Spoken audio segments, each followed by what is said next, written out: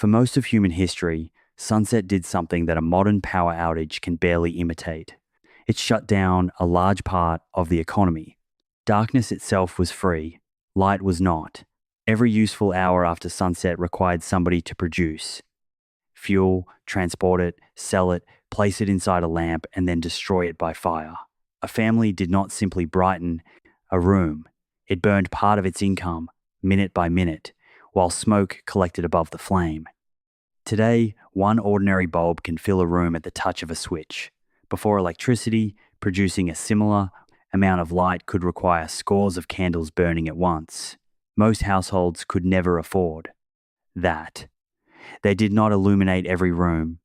They carried one small flame from place to place, gathered closely around it, and extinguished it as soon as the task was finished. That changed the meaning of night. Reading after dark cost money. Sewing after dark cost money. Keeping a shop open cost money. Walking safely through a city required someone to pay for street lamps, fuel, and the workers who lit them.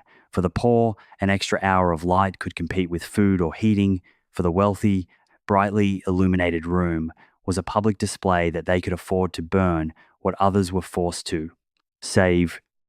Before the light switch, every additional hour of usable life had to be purchased.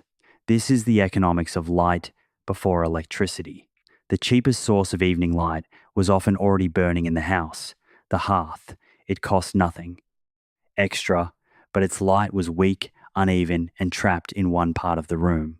Work requiring accuracy was pushed toward daylight, and tables were moved close to windows. Evening was not a bright continuation of the day. It was a narrower period in which only certain tasks were worth spending fuel on. Poor families could make rush lights by drying the soft centers of rush stems and soaking them in animal fat. They were dim, smoky, and temporary, but they used gathered material and kitchen waste instead of cash. Long before electricity, there were already two lighting economies, one built from household materials and unpaid family labor, and another in which specialists converted wax, oil, and fat into reliable products for sale. The most important product in that second economy was the candle. A candle appears simple, a wick surrounded by solid fuel. Economically, however, it connected the dinner table to farms, slaughterhouses, beekeepers, ports, chandlers, and shops. The most common candle fuel was tallow, the rendered fat of cattle or sheep. This made light part of the wider animal economy. Meat was sold as food, hides became leather, and fat became soap. Candles. 1. Hot tallow smelled unpleasant. Cheap candles softened, dripped, and smoked, and their wicks had to be clipped to prevent wasted fuel. Making them required repeated dipping or molding. A household could turn fat and family labor into stored hours of future light, while a professional chandler bought raw material, standardized the candles, and sold them through merchants. The final price contained the cost of rendering the fat, making the wick, shaping the candle, transporting it, and paying the seller's margin. And after all that work, the candle produced surprisingly little light. A typical candle gives only around a dozen lumens. A modest, modern household bulb may produce around 800. The comparison is imperfect because rooms, reflectors, and flame quality vary, but the scale of the difference is what matters. One candle did not light a room in the modern sense. It illuminated a small working zone surrounded by shadow. There was also a much better candle fuel, beeswax.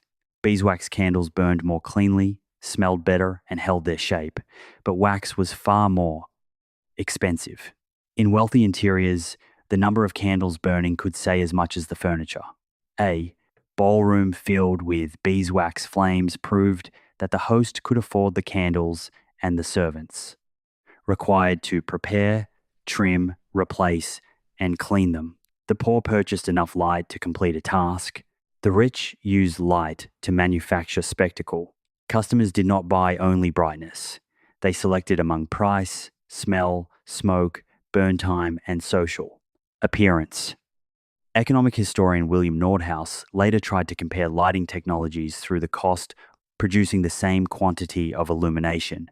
His reconstruction suggests that around 1,800 purchasing 1,000 lumen hours of light could absorb more than 5 hours of a worker's labor. 1,000 lumen hours means 1,000 lumens for 1 hour. That is roughly the output of a useful modern bulb. Recreating it with candles would require many flames burning together, which is precisely why historical rooms that look dazzling in paintings usually belong to palaces, theatres, churches, or the very rich. For an ordinary worker, darkness was not merely a natural condition, it was an economic boundary. Inventors tried to push that boundary with oil lamps. Humans had burned oils for thousands of years. A basic lamp needed a container, a wick, and a liquid. Fuel. The wick pulled oil upward, where vapor near the tip burned. Different regions used whatever oils were locally available: olive oil, fish oil, seed oils, nut oils, lard oil, and other fats. The lamp could be refilled, which separated the durable object from the fuel it consumed. A potter, glassmaker, or metalworker sold the lamp once. An oil merchant could sell the fuel repeatedly. But early lamps still smoked, smelled, and gave limited light. A major improvement came in the 1780s with the argand lamp. Its circular wick allowed air to reach the flame more effectively, while a glass chimney improved the draft. The result was a brighter and more stable flame than many older lamps. 2. The argand lamp demonstrated a pattern that would repeat throughout lighting history. Better engineering could extract more useful light from the same fuel, but it could not make the fuel free. A household still needed a dependable supply of good oil. The brightness of the lamp, therefore, depended on an industry that might begin hundreds or thousands of miles away. In the United States, one of the most valuable lighting fuels came from the sea. Whale oil had uses beyond illumination, but lamps created enormous demand for it. Oil rendered from whale blubber could be processed and sold as lamp fuel. Sperm whale oil burned especially cleanly, while the waxy material called spermaceti, taken from the head of the sperm whale, could be made into high-quality candles. This was light produced through one of the most capital-intensive and dangerous supply chains of its time. A whaling voyage could keep a ship away for years. Owners had to equip the vessel, recruit a crew, load barrels, food, and tools. Every day without a whale consumed supplies while producing nothing. When one was found, crews hunted it from small boats, cut the blubber beside the ship, and rendered the oil in iron pots aboard the vessel. Many crew members were paid through the lay system, receiving a fraction of the voyage's proceeds, instead of an ordinary wage. This reduced the owner's cash cost and shifted risk onto the crew. A poor voyage could turn years of dangerous labor into miserable pay. By 1845, the American whaling industry had 731 vessels and more than 20,000 men at sea. Ports such as New Bedford and Nantucket were connected to shipyards, rope makers, sail lofts, barrel makers, blacksmiths, insurers, bankers, refiners, and candleworks. A lamp burning in a quiet room was the final point of an economy spread across oceans. Whale oil was valuable partly because it delivered better performance than many cheaper fats. It was also vulnerable because its supply could not be expanded quickly. Whales had to be located ever farther. From established ports, voyages became longer, and the industry carried extraordinary risks. Demand for light was growing, just as the cost and difficulty of obtaining some traditional fuels were increasing. Cities made the problem larger. A household could choose to go to bed. A city still had roads, docks, warehouses, theatres, and night. Travelers. Early street lamps required fuel, repairs, and lamplighters who prepared each wick at dusk and later cleaned the fixture. The city also had to choose which streets deserved the expense. Commercial districts and wealthy neighborhoods could be illuminated, while poorer or distant streets remained dark. Public light became a political budget. 3. The next revolution began when engineers stopped asking how to improve one lamp and asked how an entire district could be supplied from one source. The answer was coal gas. When coal was heated in enclosed ovens called retorts, it released a combustible gas. The raw gas could be cooled, cleaned, and stored in a large gas holder before being pushed through underground pipes to burners in streets, factories, and homes. This was a completely different economic system from the candle trade. A candle maker could begin on a small scale. A gas company needed heavy capital before the first customer bought a single hour of light. It needed land, retort houses, coal deliveries, furnaces, purifying equipment, gas holders, pipes, and permission to dig through streets. It needed enough customers close together to repay that investment. But once the network existed, one central works could feed thousands of flames. The company did not need to deliver a separate candle to every burner. Gas moved through the pipe, and the customer could be charged according to use or contract. Gaslighting, therefore, favoured dense cities and large institutions. Scottish engineer William Murdoch pioneered practical coal gas lighting in industrial settings, and entrepreneurs pushed the idea towards citywide service. In Britain, early gasworks appeared during the opening years of the 19th century. A gasworks installed at Dolphinholme Worsted Spinning Mill in 1811 allowed the owners to avoid the expense of as many as 1,500 candles per night. That number explains why factories were early adopters. An individual household might save only a few candles. A mill containing hundreds of workers could replace an enormous nightly candle bill with one industrial system. Better light also allowed machines to operate beyond daylight hours, spreading the cost of buildings and equipment across longer working days. To the owner, light increased the productive time of capital.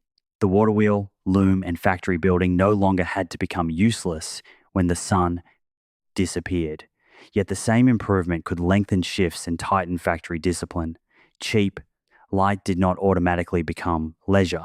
Employers could use it to purchase more labor from the night. Gasworks could also sell coke, tar, and other byproducts from the same coal, but leaks and industrial waste contaminated land and water, while escaping gas, fumes, fires, and explosions created new hazards. The customer had traded the labor of separate candles for dependence on an industrial plant hidden elsewhere in the city. The trade was often worthwhile. Shops attracted evening customers, theaters controlled light across large interiors and prosperous districts, turned night into a second commercial day. Still, connection was unequal. 4. If a building stood beside a main, supplying it could be profitable. A distant customer might never produce enough revenue to justify new pipe. Gas companies followed density and purchasing power. A gas customer was also physically attached to one company's network. Building rival mains beneath the same streets was costly, giving successful suppliers the character of local monopolies. The economics of light had moved from the shop counter into infrastructure, contracts, and regulation. For many households outside gas networks, however, the solution came in a portable metal or glass container. In 1846, Canadian geologist Abraham Gesner refined a clear-burning fuel he named kerosene early. Kerosene could be made from coal or related materials, but the decisive expansion came when petroleum became available in quantity. After Edwin Drake's Pennsylvania oil strike in 1859, wells, refineries, barrel makers, railroads, wholesalers, and lamp factories formed a new chain. Crude petroleum had to be separated and refined into consistent fuel. Before automobiles created mass demand for gasoline, kerosene made illumination petroleum's first great consumer business. Kerosene had a crucial advantage over piped gas. It could travel anywhere a barrel, can, or wagon could go. A rural family did not have to wait for a company to dig a trench. A shopkeeper could divide a wholesaler's fuel into household quantities. With a mass-produced lamp, wick, and glass chimney, customers had an off-grid lighting system. Competition among refiners pushed companies to improve consistency, reduce waste, and build distribution. John D. Rockefeller and his partners entered refining in the 1860s and organized Standard Oil in 1870. Their power did not come from discovering petroleum, it came from controlling the difficult middle of the chain: refining, transportation, storage, barrels, marketing, and access to customers. A cheap raw material does not create a cheap light unless the entire chain handles it efficiently. Standardization mattered because bad or adulterated lamp oil could smoke, smell, or ignite dangerously. Since customers could not inspect its chemistry, a trusted brand became a promise that the fuel would behave predictably. Kerosene pushed high-quality household light into places whale, oil, and gas could not reach. Economically, it weakened the lighting market for whale products, although commercial whaling declined for several reasons and did not disappear simply because one new fuel arrived. The larger effect was to reduce the price of staying awake. A child could read in a farmhouse that no gas main would reach, and a merchant could keep a rural store open. But kerosene remained an open flame. Lamps spilled or tipped, and nearby curtains, timber, and clothing could turn illumination into a house fire. By the late 19th century, cities therefore had several lighting economies operating at once. 5. The wealthy might use gas in principal rooms and candles for portable light. A factory might install gas, but keep oil lanterns for isolated spaces. A rural household might depend almost entirely on kerosene. Streets could have gas lamps in one district and darkness in another. New technology did not erase the old system instantly. It entered where its benefits exceeded the cost of connection. Then electric light arrived, and at first it did not look like a household bulb. Arc lamps created intense light by passing electricity between carbon electrodes. They were powerful, enough for streets, large halls, and industrial spaces, but too harsh and complicated for most domestic rooms. In 1880, Wabash, Indiana, installed 4 brush arc lamps high above its courthouse. Only 4 lights helped illuminate much of the town because each lamp was extraordinarily bright. This was electric light competing with moonlight, not with the candle beside a bed. The incandescent lamp aimed at a different market. It sent current through a filament inside a glass bulb until the filament glowed. Inventors had experimented with the idea for decades. The difficulty was not proving that electricity could make a material glow. The difficulty was creating a lamp that lasted long enough, cost little enough, and worked inside a practical distribution system. Thomas Edison was not the only inventor working on the problem. Joseph Swan in Britain and other inventors developed important incandescent lamps and patents. Edison's great commercial achievement was to treat electric lighting as a complete system. In October 1879, his team produced a carbon filament lamp that lasted about 14.5 hours. Continued experiments produced longer-lived filaments, eventually reaching around 1,200 hours, with bamboo. But even a perfect bulb would have been useless to a customer with no electricity. Edison needed generators, underground conductors, switches, fuses, sockets, and meters. He needed a station that could produce power reliably, a network that could carry it to buildings, and a method for calculating what each customer owed. He also needed the light to compete with gas closely enough that customers understood what they were buying. On the 4th of September 1882, the Pearl Street station began serving part of Lower Manhattan. The initial system supplied roughly 400 lamps for about 85 customers. That sounds small, but those first customers were not merely purchasing bulbs. They were joining a new kind of machine that stretched from a coal furnace and steam engine to a dynamo, copper, conductors, a meter, and finally a glowing filament inside their building. Electric light removed combustion from the room, but not from the system. Pearl Street burned coal to make steam and drive its generators. Fuel and smoke were concentrated at the station instead of repeated at every lamp. Unlike gas, the same network could eventually run motors, elevators, fans, and appliances. The utilities still had to spend heavily before knowing how many customers would connect. Edison's low voltage direct current system also served only a limited area, so expansion required more stations, more capital. 6. There was also a problem hidden in the clock.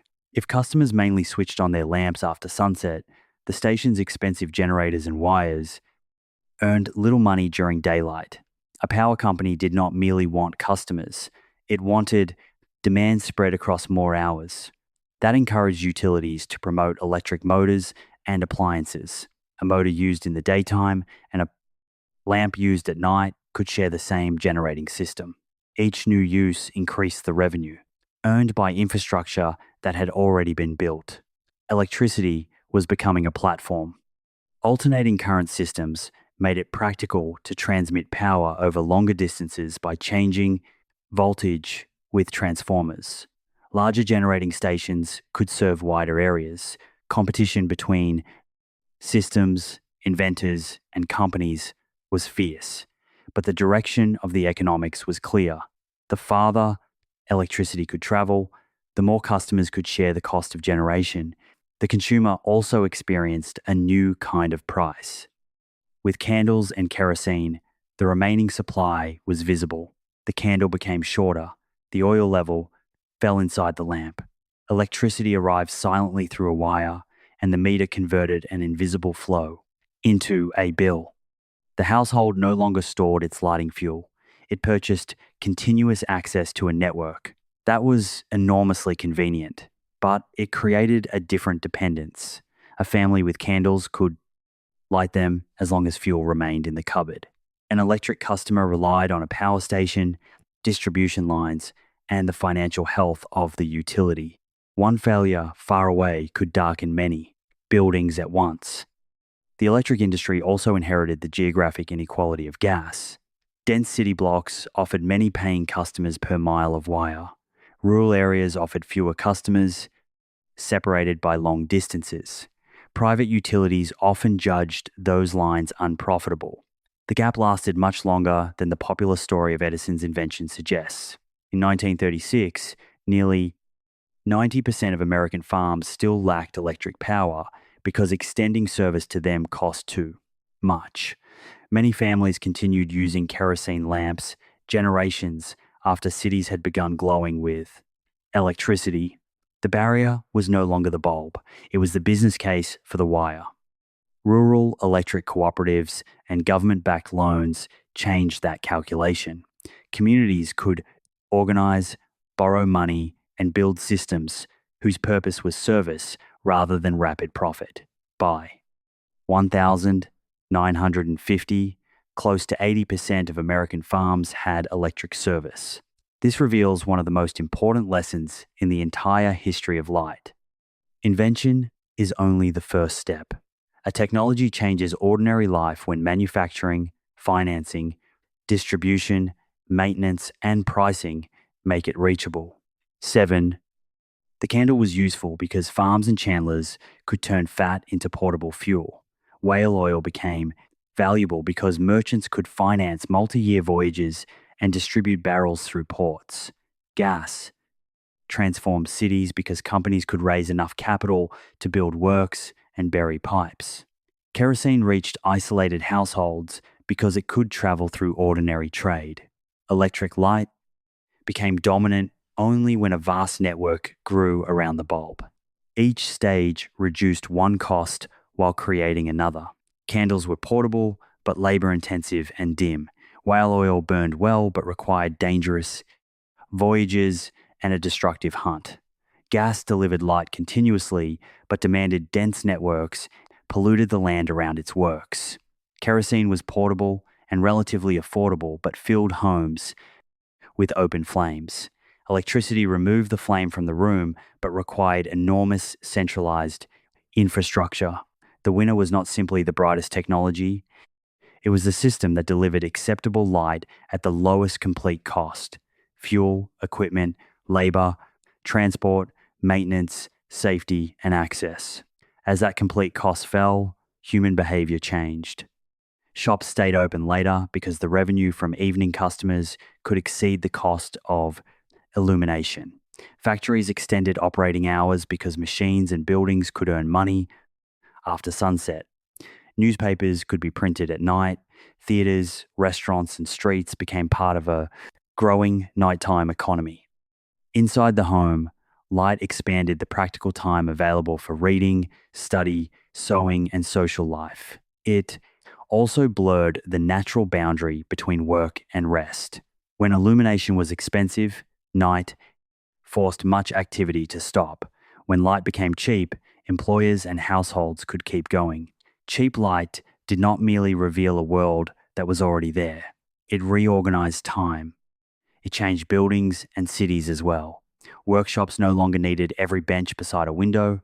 Deep interiors became useful, and illuminated shop windows turned light into advertising. Bright streets came to signal safety, commerce, and modern government. The old link between brightness and wealth was slowly reversed as better lamps and larger networks drove the price down.